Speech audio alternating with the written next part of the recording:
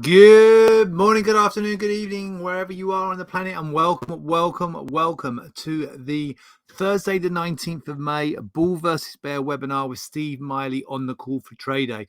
So welcome everyone. We're going to go through our normal regular run through in here today. We're going to take a look at the calendar. First of all, on the trade day site in here. So I'm not logged in here. But in the members area of the trade day site, we're going to go to take a look at the calendar. You might quickly try and click through here so we don't hear me speaking. There we go. So we're going to take a look at the calendar. We'll take a look at some articles from the major news wires. What are the macroeconomic fundamental events, the geopolitical events that are shaping markets right now? And then we'll go along to take a look at some charts to see where the opportunities might lie as we go into today. Well, let's start off with the calendar then. So this is available if you go into the members area at Trade Day. You go to the trading room and you'll find the calendar in there along with lots of other great resources. But if we start off with the calendar in here, nothing really of significance going into today. It's been a fairly light calendar so far this morning. We've got jobless claims. The weekly data rarely has a significant impact on market. Existing home sales, again, not expecting too much from that. So it's a very, very light calendar. No FOMC Fed members due to be speaking today. Overnight, we do get the PBOC, the People's Bank of China, interest rate decision. So that could have an impact on markets, but that's a long way out. That's not till 9:15, 21:15 this evening, Eastern time, New York Eastern, US Eastern time. So a long way out for that. So nothing really on the agenda for us to focus on. But markets have been very, very busy. Obviously, we had a big setup. Completely. I did not see that coming at all, particularly the aggressiveness for the sell-off and the fact that we've had a further sell-off in here today. And so stocks significantly lower, having had a really strong rebound back at the tail end of last week, Thursday through Friday, and then again on Tuesday, but completely wiping out all of Tuesday's gains on Wednesday and some more. And then we've had a significant sell-off again in here, follow through to the downside this morning. Markets have stabilized on the futures and the European bourses, on the European exchanges, but still looking negative in here.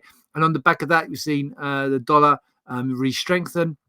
And then we've also seen not only the dollar re-strengthening here, but we've seen to some extent yesterday we saw the dollar re-strengthen. Dollar's actually back weaker in here today. The risk currencies are back rallying in here today. So if you take a look at the currency markets, euro, pound, the Australian dollar are all up. The Canadian dollar all up against the dollar down against the yen. So the market has turned on the FX side back to dollar weakness, but we've seen a lot of volatility in the equity markets, and also volatility rubbing off of treasuries. Treasuries not witnessing one of the most choppy years in recent memory. And if we click through on this link in here, it's talking about that in here. Treasuries whipsawed like 2009 back in the financial crisis as Fed halts unleash uncertainty. So yeah, certainly markets in here extremely volatile, and I was really surprised by the sell-off we saw yesterday.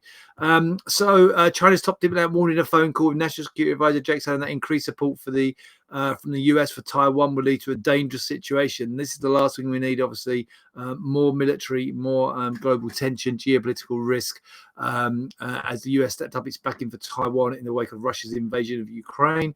And then the other thing that was the big driver from yesterday, and we'll just talk about that in here.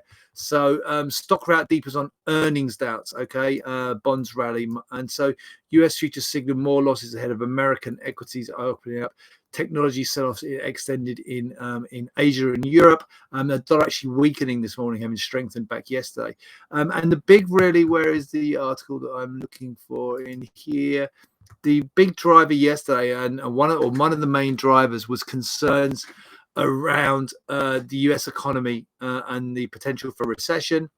And that was driven by, it's in here, look, big box retailers on Wall Street showed the world how painful inflation and supply chain problems can be. Okay, and so we saw 4% down on the S&P yesterday, biggest drop since the pandemic, the summer of the pandemic, June 2020. And Target, the big driver, Target dropped 25% after warning of a bigger margin hit due to rising fuel and freight costs. So just showing that the big retailers in the US, and then the day before, Walmart trimmed its profit forecast as well. So this coming through and impacting into earnings, impacting into retail, and impacting clearly into the potential impacts into the US consumer. So again in here, that helping the drive lower. Along with other tensions, and then the undergoing obviously concerns we have around inflation and the hawkishness of central banks and the geopolitical tensions. Okay, and then again, Elon Musk and Tesla, that's not helping matters as well in here. So there's been a lot of kind of minor negatives, but then just showing the fragility of the markets, just showing the volatility in markets at the moment on the equity markets with the significance of the sell-off. So treasuries obviously reacting as well. We've mentioned that in here. So stock rout deepens on earnings doubts. Again, that's back to what we were talking about there. And in here, Reuters covering that. We've gone through there already. Futures signal more selling on Wall Street as growth fears mount. Okay, and again, it's all right to the same thing. Look, dismal results from retailer Target. Okay, Cisco Systems slumped 12.5% in pre-market. Oops, where are we? Sorry, just jumps out there. Cisco, where is that one in here? So Cisco's 12.5% in pre-market trading as the networking gear maker cut its 2020 revenue outlook as well. So further downgrades, we're way past the kind of towards the back end of earnings season, really, way into earnings season, but some of these earnings still coming through and having negative impacts. Share slump as retailer warnings fuel stagflation fears. And remember, stagflation is stagnation, so that's recession on top of inflation. So all of these things having a negative impact on markets, and we can see in here European exchanges, the European bourses this morning really significantly hit on the downside. So Amsterdam in here down 3%. We have the French and German indices, the CAC and the DAX down just over 2%. The FTSE's, the UK index in here just coming up to 2.5% down. So significant negative impact on the European exchanges on the follow through to the downside this morning. And yesterday with the Dow was down 3.5%, the S&P was 4% down yesterday, not showing on here, and the Nasdaq was down 5% yesterday, and then further and lower again this morning. The Dow, the S&P, and the Nasdaq all about 1 to 1.25% lower in here further this morning on the futures markets. So all very, very negative in here at the moment. You can see in here this is actually going higher. So this is our Fed tool. This is a reflection of from the euro dollar futures market, okay, on the CME, the futures market, showing where we expect what they're pricing in for the Fed meetings. And we're pricing in here like a 93% chance of a 50 basis point. This is pushed higher, moving away from here in here. So basically now less of a chance because of the aggressiveness in here. And this has gone down as well, if you notice, and this has gone down. So for July. So we're talking about a 50 basis point hike here. This is pricing in a 50 basis point hike in the June 15th meeting, and then another 50 basis point at the 27th of July. And the chances of a bigger hike are receding. And that is receding because of fears around stagflation, fears that the Fed maybe won't be as aggressive on in tackling inflation because of the slowdown in the economy. Okay. Let's go and I've got the equities here. Let me just start off actually with the treasury market in here and look at the 10-year bond in here. And you can see in here, once it loads, we're not loading. Why is that not loading? It's kind of annoying. Let me see if this reloads. If it doesn't, we'll just look at we'll park that and go and take. No, there it is. It's loaded.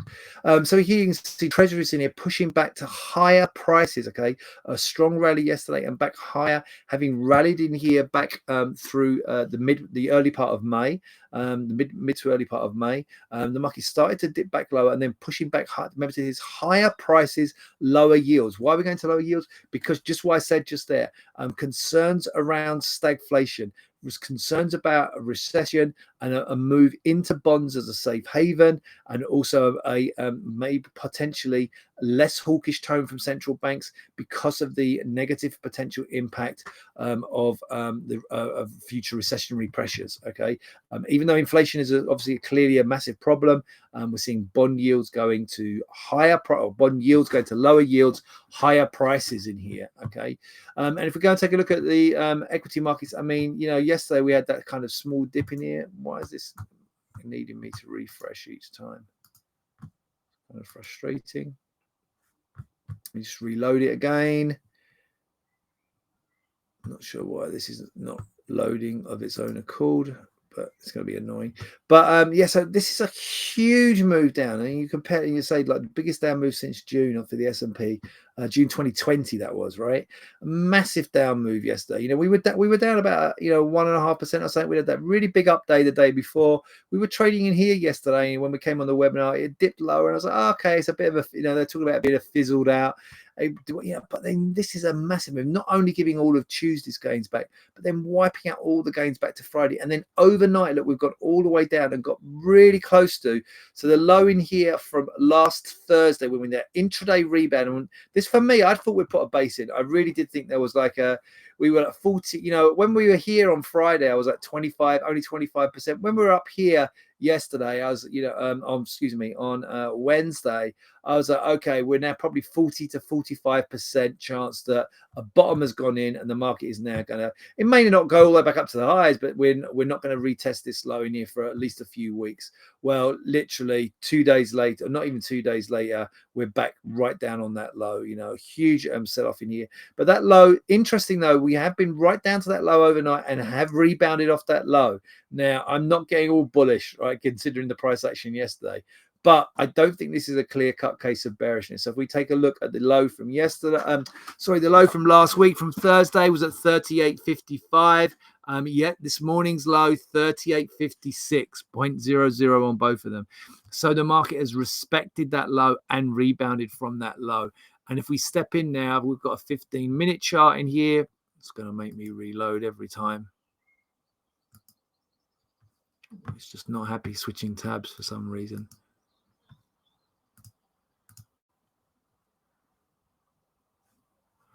Okay, let me just reload it. It's not a problem.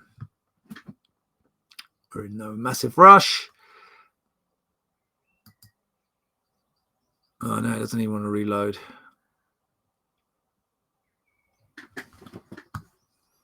Could just be problems. I don't think it's a general problem with TraderVate. I think it's just a problem on my end, guys. I'm going to park that for now, but let's go and see if I can get this to at least reload. Might need to log out and relog into TraderVate. Tells me I'm connected. See, the data was there just now. It's just not loading into the charts. Let me just quickly reload into TraderVate, guys. Let's see if that works. Otherwise, I'm not going to be able to run through this with you, which is going to be quite frustrating. Let me just relog back in.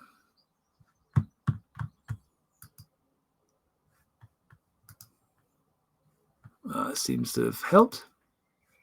Okay, let's go. That seems to be better. Okay. So here we are. So there's that massive sell-off yesterday. No respite, just down, down, down, down, down into the close. The market then kind of has a slight, actually carried on after the close, slight rebound overnight, and then boom, back lower. But then look, we have turned the corner.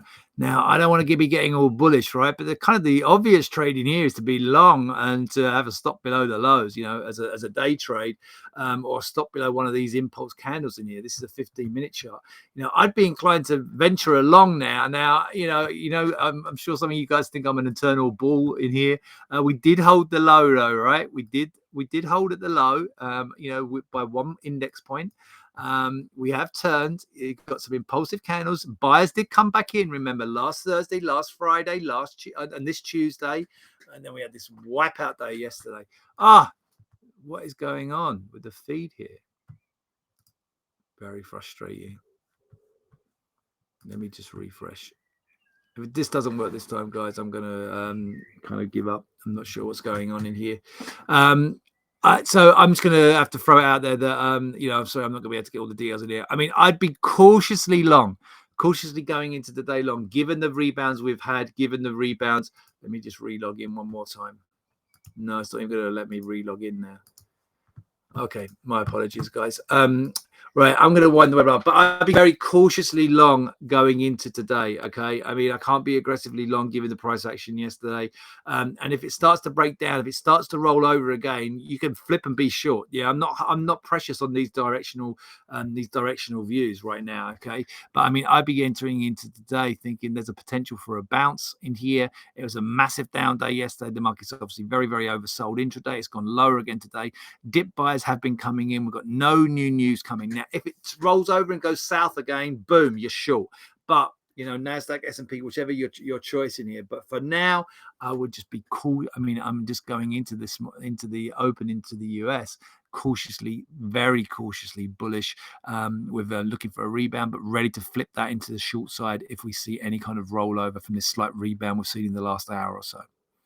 Apologies for the inability. I think it's a problem. I don't think it's a trade of 8 problem. I'm going to look into that, but I think it's a problem at my end here. But we'll be back with you with another bull versus bear webinar tomorrow on Friday, TGI Friday. Stay safe out there today. Trim your trading size down, guys.